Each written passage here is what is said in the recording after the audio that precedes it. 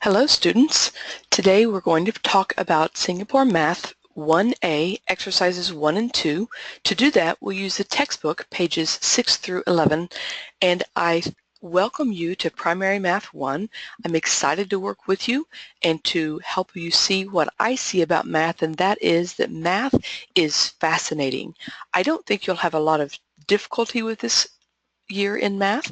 I think that you'll find Primary Math 1 to be fairly easy and fun, but I really want you to stop and think about these things as you're learning it and see all the different ways that math really is a fascinating thing to study.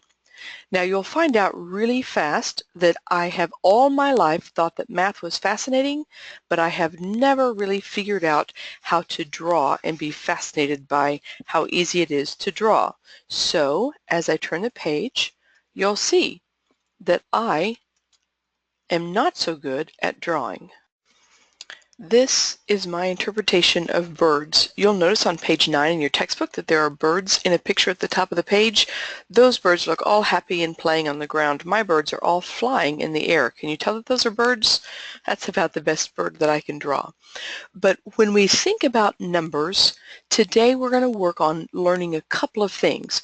We want to learn to count things. So if you were to look at these birds and you were to count the birds, you could count that there are 1, 2, 3, 4, 5, 6, 7, 8, 9 birds. And we represent that several ways. We have a number, a symbol that looks like that, and that is a number 9. We have a word for 9 that's spelled N-I-N-E, and that represents 9. We can also think about it, and this is very important, as thinking about numbers in terms of having 9 dots, and think about 9 as being 5 and 4 more.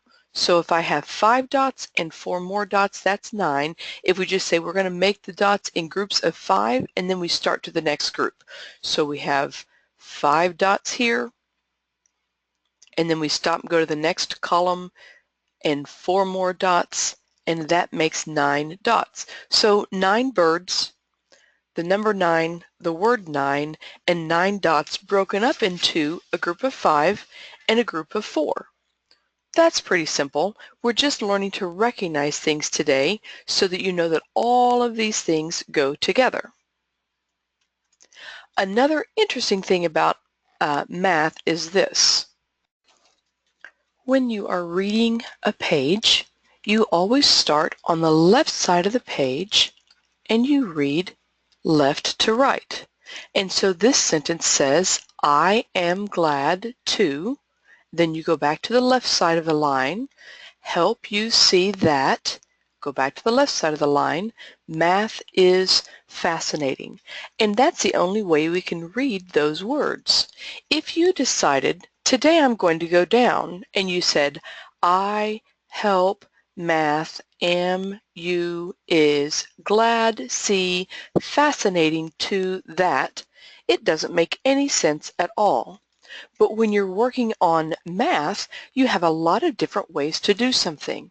I could count these carrots by going left to right, kind of like when I read. By the way, could you tell that these are carrots? I could count these going left to right like that, and I would find that there are 10 carrots.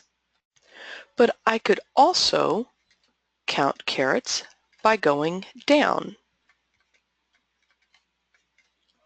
And I'm still going to come up with 10 carrots.